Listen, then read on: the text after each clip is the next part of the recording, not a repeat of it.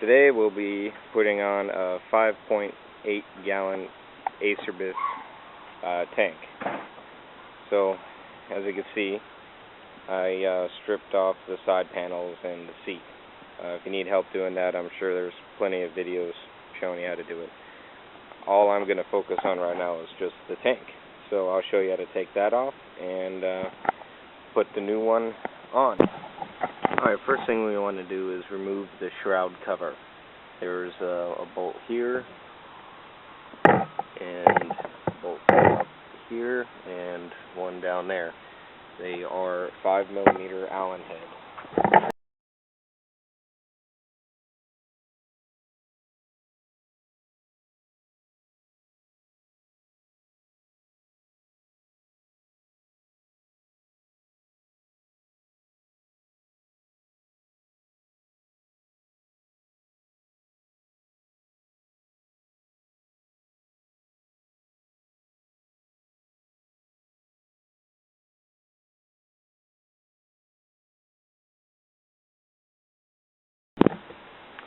So, after we remove the shroud, the wind channeler, the next thing we have to do is disconnect the fuel line here. And what you want to do is switch your fuel to the off position.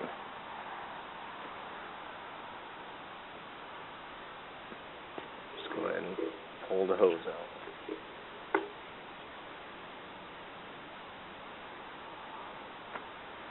Okay. The last thing we have to do is this nut. This guy is a 10mm.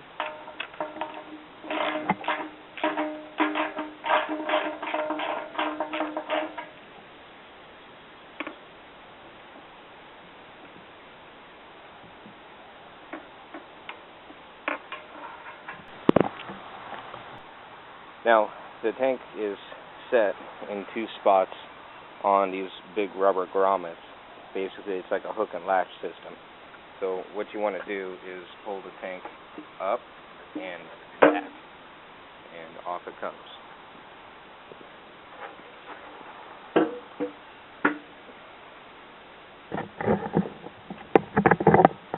Now, if you notice, here's where the tank was hooked onto. There's one on the other side as well. And we're going to be reusing all of that for the Acerbis tank. So try not to make sure they're clean, because this rubber obviously gets pretty dirty and sticky with grime. And when you put your nice clean tank on, you don't want that to scar up the inside of it. So here's the hardware that's included with the kit. We got our petcocks, dual petcocks, if you didn't notice. A Y for the fuel line.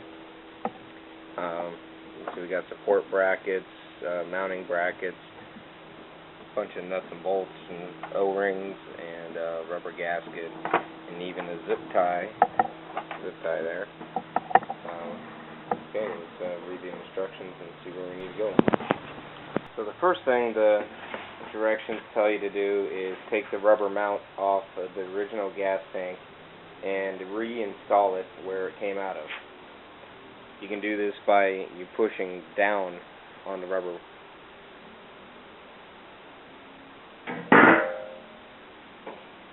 So, reinstalling it back where it came from. It doesn't say to use the nut, the original nut and bolt or not, but we will be doing that. And if we need to take it off later, if something doesn't fit, then we'll take that off.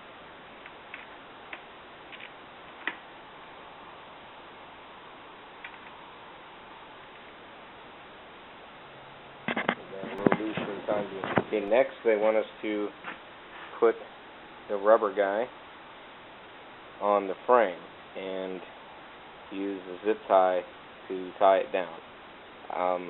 The directions aren't clear exactly where to put this, so we're going to put the zip tie on and just have it loose, and we can slide it forward and backwards when we get the tank on there to see what exactly it's going to do.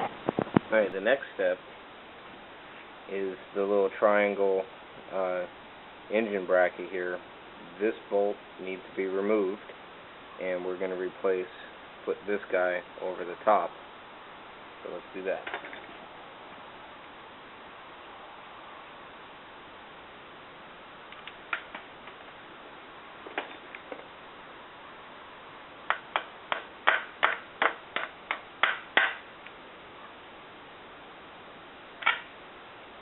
if you notice, you have wires running here and in the back.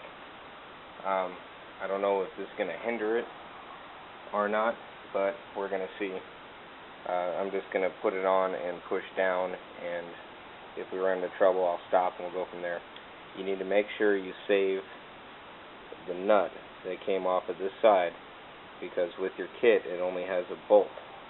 So you're going to have to save that, and you're also going to need a 6mm Allen head to screw this bolt into place. Yeah, as you can see, I got it in.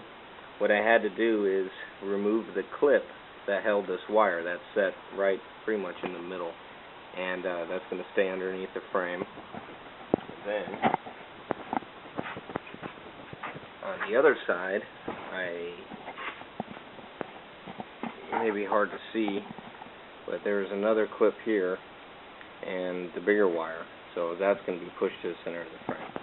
But it is in place, and you can see it's the last one on the top that you need to put it in. 1, 2, 3. And it says to put this support bracket in with the nuts and the washers provided. This tongue right here in the picture shows it going down. So, nut and washer, and they were talking about the third one on the back here.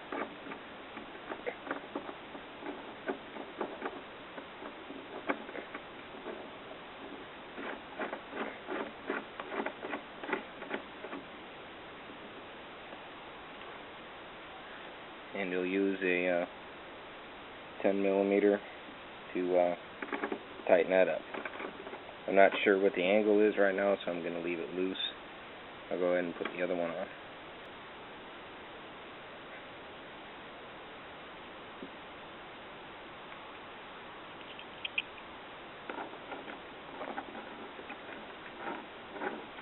I'm guessing these other 3 holes are just in case your bike's just a little bit different. It doesn't say anything about them on the instructions, so you can move positions to see where these little brackets fall in. Okay, we're looking at the bottom of the tank now. This is where the petcock goes. And with your kit, you will get 2 petcocks with the screen. You get 4 of these bolts. They're 8mm. Use an 8mm to tighten them. And they have the pointed head on there. If you notice on the rest of the tank, they have nuts that are molded into the plastic. This one does not, so you have to use the pointy ones to carve your own threads. And more importantly, they give you an O-ring. That O-ring seats right inside this little groove. And of course there's 2 of everything here because we have 1 for each side of the tank. So put the O-ring over the stem and make sure it's seated in there. And then point your petcock with the handle, turn it to off, and make sure it's facing away from the inside. Because when you put it on the bike, it's going to, you'll be able to reach it. Like I said before, you want to use a 8mm.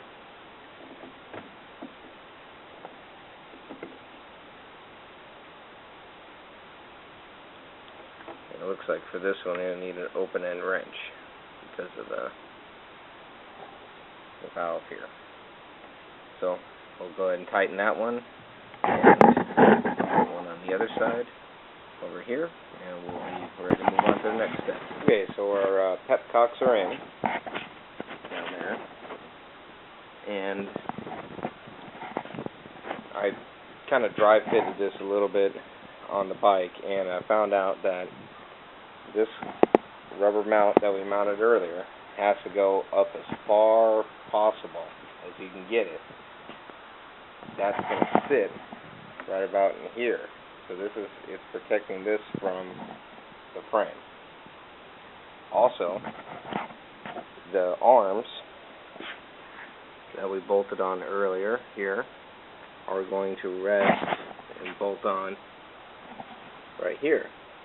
That's where your shroud was your air channel was bolted on before. You can see that. And the original rubber plugs for the gas tank don't quite fit onto here. And what I've been told is that you're going to have a buddy grab each side of this and pull it apart to get it around this guy here. So I'm going to go ahead and attempt that by myself and see what happens.